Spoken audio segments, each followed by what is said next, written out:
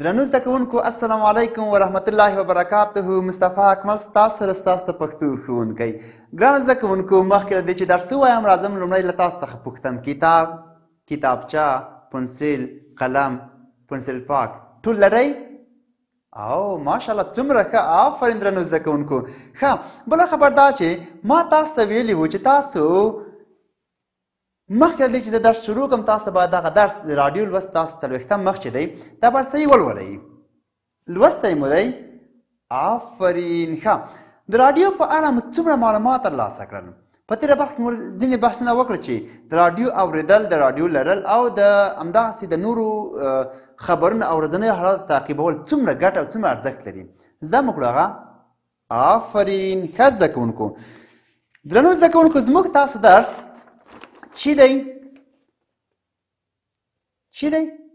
راډیو. دا راډیو تاسو لرئ کور کې راډیو؟ همدغسې ده؟ آفرین. همداسې راډیو لرئ؟ ډېر ښه، لږ بد رقم ده. ښه. او تلیفون کې یې نیسئ؟ ډېره ښه. ښه، دا به زه تاسو ته د تختې په مخ څنګه کړم؟ ځوړند کړم. سمه ده؟ چېرته؟ دلته به ځوړند کړمه. سمه ده؟ ښه، دا راډیو شوه. یو بل عکس درته راوړم، هغه به هم د راډیو عکس وي. راډیو ده که نه؟ دا خو راډیو ده. دا څه شی دی؟ آفرین. ګوشکۍ او یا هم غوږۍ چې ورته وایي. ډېر ښه. او دغه منځ کې څه شی دی دغه؟ دا ګورئ څه دی دا؟ آفرین. دا هم مایک دی. کله چې موږ تاسو خبرې کوو راډیو کې خبرونه وایي، تاسو به له خیر سره بیا په راډیو کې خبرونه وایي، په تلویزیون کې به خبرونه وایي، بیا به په مایک کې خبرې کوي، ګوشکۍ به په غوږو وي او نور خلک به څنګه کوي؟ نور خلک به ستاسو خبرونه اوري، ستاسو خبرې به اوري، ستاسو خبرونه به ډېر خوند اخلي، ډېر معلومات به ترې اخلي. ښه، ځکه تاسو خو ډېر تکړه خلک یې انشاءالله. سمه ده؟ دا به هم دلته درته بند کړمه. دلته صحیح ده؟ ښه زده کوونکو، اوس راځمه درس ته. څوم لوستی؟ شلم لوستی. شلم درس دی. سمه ده؟ دا شلم درس دی، د راډیو ده. دلته لاندې موخه لیکلې. د موخې په اړه بیا درته وایم چې موخه یعنې څه؟ موخه یعنې هدف. هدف. ګورئ موږ تاسو ولې دلته د هر درس نه لاندې موخه راوړې وي، هدف څه وي، ولې راوړې وي؟ ګورئ ښه، زه یوه خبره درته وکړم، دا خبر ممکن بیا هم تاسو ته تکرار شي، مخکې درسونو کې مې انشاءالله کړې ده. موږ تاسو ګورئ هر کار چې کوو باید څنګه وکړو؟ یو هدف ولرو کار چې کوو. اوس درس وایو ولې یې وایو؟ راډیو مو راوړې ولې مو راوړې ده؟ صحیح ده؟ مثال زه ښوونځي ته ځم ولې ځم؟ زه بازار ته ځم ولې ځم؟ ګورئ ځینې پوښتنو ته باید ځواب ورکړو. ولې وایم؟ ولې ځم؟ ولې درس وایم؟ ولې خط لیکم؟ ولې مې د مور پلار سره ډېر ښه رویه کوم، ډېر ښه سلوک کوم؟ صحیح ده؟ په ټولو باندې مثال دغه خبرو ته باید ځواب ورکړو، هدف مو معلوم وي. ګورئ ځکه بازار ته لاړ شم زما هدف نه وي معلوم. زه به لاړ شم بازار ته ښه ستړی ستومانه به لاړ شم، بېرته به راشم، که بیا لاړم شم او بیا هم راشم او که بل ورته هم لاړ شم بېرته هم راشم. صحیح ده؟ هدف مې نه وي معلوم. ښه به ستړی ستومانه وم، کور کې به راشم بس نه به درس وشم، نه که بس سر ته به لاس نیولی ولا سر مې درد کي وا دي دا دي که نه، شل خبرې او شل کیسې به مې ذهن ته راځي، بس ویده به شم، بې وخته به ویده شم. ځکه زه ستړی شوم او د دې ستومانۍ ما هېڅ لاسته راوړنه نه ده درلودلې. ګورئ هېڅ ګټې نه ده راته کړې.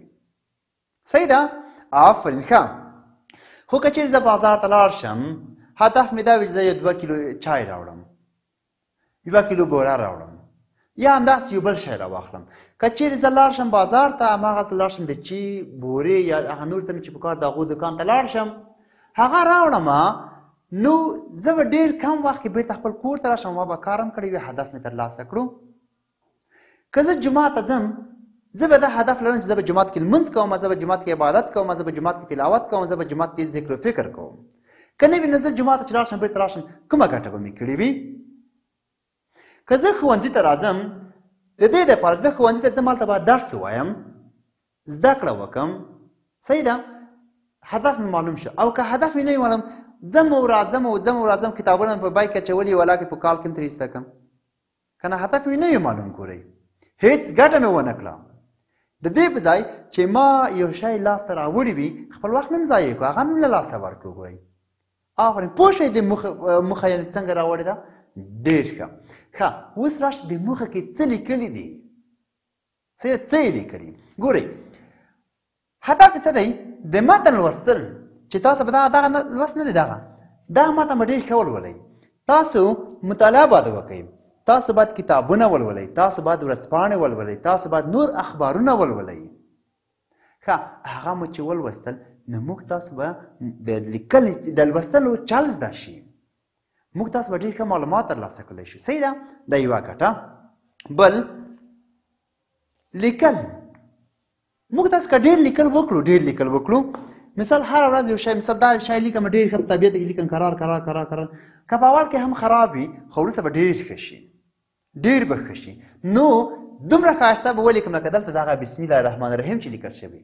د دې نه به نور هم ښایسته ولیکم ګورئ صحیح ده ځکه که ډېر لیکل وکړو نو موږ تاسو به ډېر ښه شی ولیکلی شو ډېر ښه شی به زده کړو دا دی بله ښه بل او د راډیو په اړه لنډ معلومات ورکول دي موږ تاسو باید راډیو په اړه د هغو د ارزښت په اړه د هغو د ګټو په اړه د هغو د اورېدلو په اړه د هغو د خپرونو په اړه د هغو د خبرو کولو په اړه او همدغسې د راډیو د رامنځته کېدو په اړه باید څنګه کړو موږ تاسو ډېر څه زده کړلی شو صحیح دا معلومات باید ترلاسه کړو پوه شوئ آفرین ښه اوس لازم دلته 3 پوښتنې شوي دي ګوره دا چوکاټ ګورئ تاسو خپلو کتابو کې 40 مخکې د هغوی موخې نه لاندې چې لیکل شوی دی صحیح ده یوه پوښتنه ده تاسو خبرونه د څه په وسیله اورېدلې یوه بله پوښتنه ده راډیو کومې اسانتیاوې رامنځته کړي دی درېیمه دا ده د راډیو د جوړښت په اړه څوک خبرې کولی شي 3 پوښتنې دي 3 واړه ستاسو کورنۍ دنده ده چې ډېری پوښتنې ما تاسو ته ځواب کړي هم دي په تېره برخه کې او همدغه اوس مې ډېرې خبرې ګوره درته په وکړي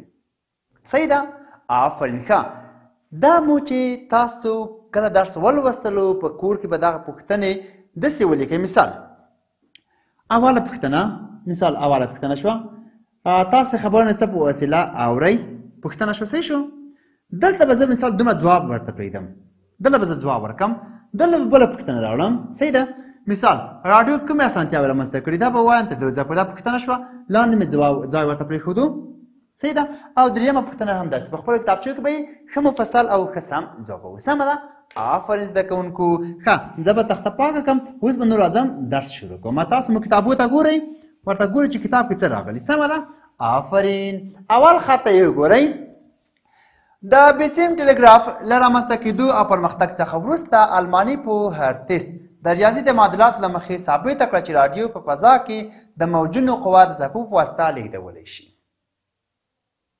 کرار درته وایم تشریح کوم درته د بیسیم د ټلګراف له رامنځته کېدو څخه وروسته رامنځته کېدو او پرمختګ څخه وروسته ګوره چې ټلګراف کله رامنځته شو هغوی پرمختګ وکړو هغوی پیشرفت وکړو هغوی رامنځته شو له هغې څخه وروسته الماني پوه هرتس تاسو ته په تېر برخه کې عکس ښودلی وو نو دا المانی دی هرتس یا هرتز نومیږي صحیح ده دې کس دې نفر صحیح ده دې نفر دا به دلته درته وځړوم چې تاسو ښه وګورئ صحیح ده